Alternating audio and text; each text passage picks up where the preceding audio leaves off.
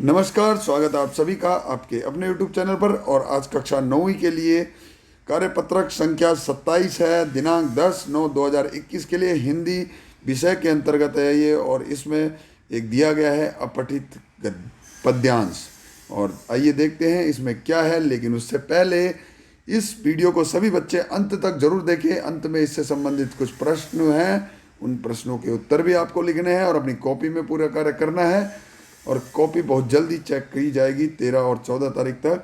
तो इसलिए सभी कार्य समय से पूरा कर लें, 1 से लेकर 27 तक के सारे वर्कशीट को। तो आइए देखते हैं कि इसमें क्या दिया गया है।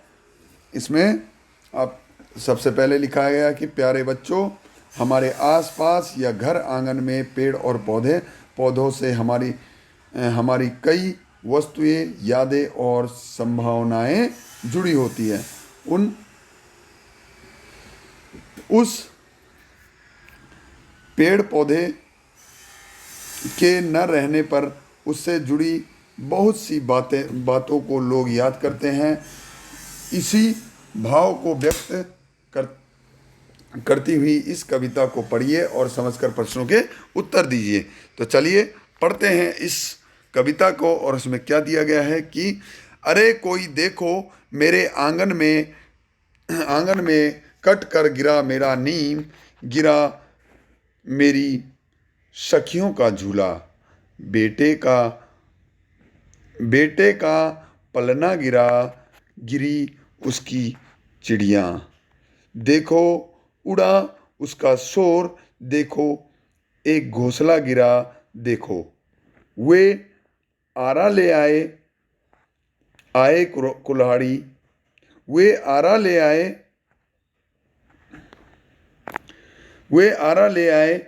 आए कुल्हाड़ी और रस्सा ले आए उसे बांधने।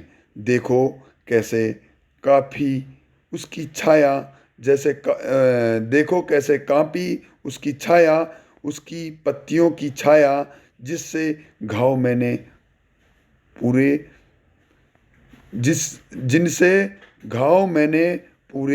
देखो कैसे कटी उसकी छाल में धसी कुल्हाड़ी की धार, मेरे गीतों में धसी मनौती में धसी, मेरे घाव में धसी कुल्हाड़ी की धार।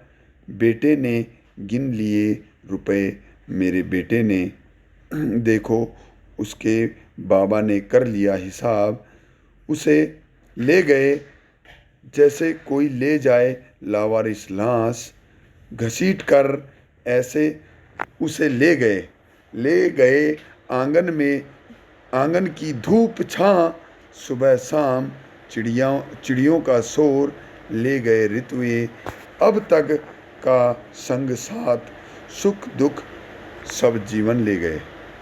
तो ये एक पेड़ के कटने पर कवि ने लिखी हुई है कुछ पंक्तियाँ एक कविता के रूप में।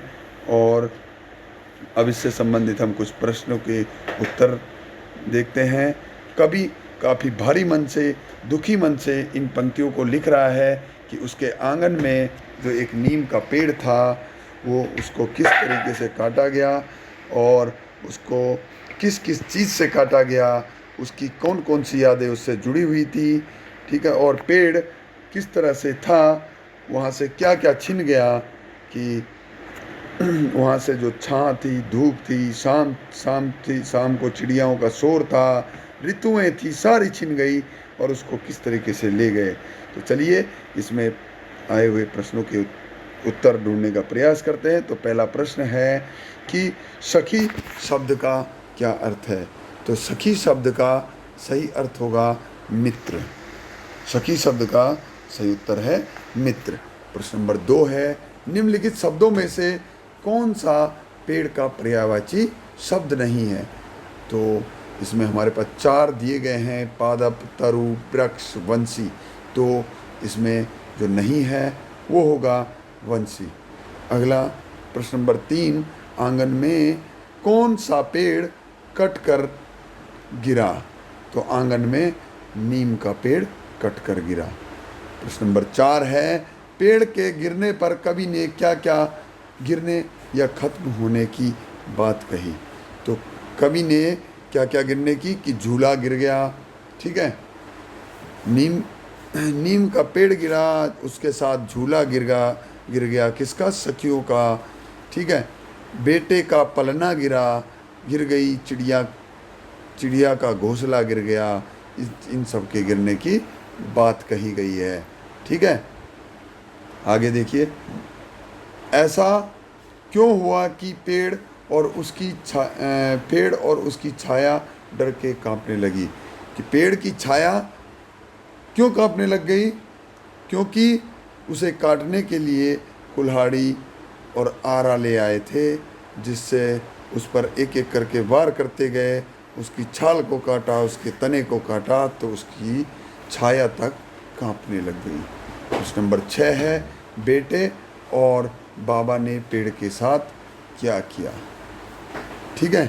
तो बेटे और बाबा ने क्या करा कि बेटे ने रुपए गिन लिए और बाबा ने उसका हिसाब कर लिया, किसका, पेड़ का, ठीक है, उसको बेच दिया, ठीक है। अगला प्रश्न है, इस कविता के आधार पर विचार करके लिखिए कि घर आंगन से पेड़ के कट जाने पर जीवन में क्या क्या खत्म हो जाता है। तो इस कविता के आधार पर हम लिखेंगे, तो एक तो छाँव खत्म हो जाती है, पेड़ की जो छाया होती है, ऋतुएं खत्म हो जाती हैं, उसके साथ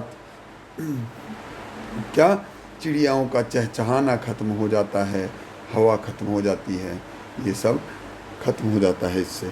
आगे है एक गतिविधि है, अपने परिवार के लोगों से पेड़ से जुड़े खेलों, रीति रिवाजों और घटनाओं पर चर्चा कीजिए तथा पेड़ से जुड़े किसी एक खेल के बारे में लिखकर विद्यालय के व्हाट्सएप समूह पर साझा करें। तो ये आपको लिखना है अपनी कॉपी में और इसे ग्रुप में भेजना है, व्हाट्सएप ग्रुप में भेजना है, ठीक है। तो ये गतिविधि आपके लिए है, ये आपको स्वयं करनी है। तो अंत में एक महत्वपूर्ण सूचना कि 2 गज अथवा 6 फीट की शारीरिक दूरी का पालन जरूर करें और कोरोना से बचे रहें। तो प्यारे बच्चों, ये था आपके लिए वर्कशीट नंबर 27 हिंदी विषय में, और अब तक 26 इससे पहले आ चुके हैं, ये 27वां है। इन सभी का काम आपको अपनी कॉपी में करना है और इस कॉपी को चेक करवाना है। साथ ही साथ अगर आपको ये वीडियो अच्छी लगे तो इसे लाइक ज़रूर करें, शेयर ज़रूर करें अपने सभी मित्रों के साथ, जो भी दोस्त आपके कक्षा 9वीं में पढ़ रहे हैं उन सभी के साथ शेयर करें, और इस चैनल को सब्सक्राइब करना बिल्कुल ना भूलें। तो मिलते हैं अगली वीडियो में, तब तक के लिए नमस्कार, जय हिंद, जय भारत।